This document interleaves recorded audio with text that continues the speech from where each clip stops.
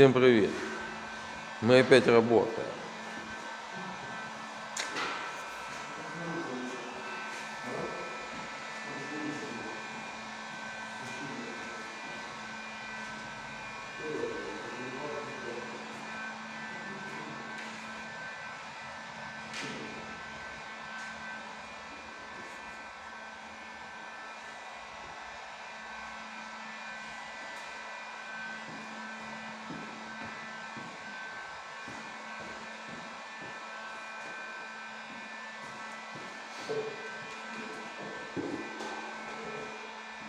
Стас, ладно, слышь, иди грей, потом эту завтра. Валик хай там в этом лежит.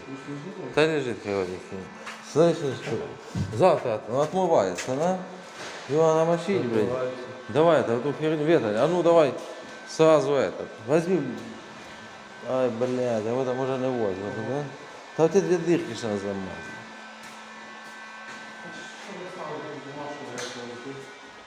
Минвату надо было. Блядь, с канистру, сука, заебашил, блядь. Ну что за человек? Нахера ты мне крышку проебал? А? Ну сколько раз говоришь, что с крышкой делать?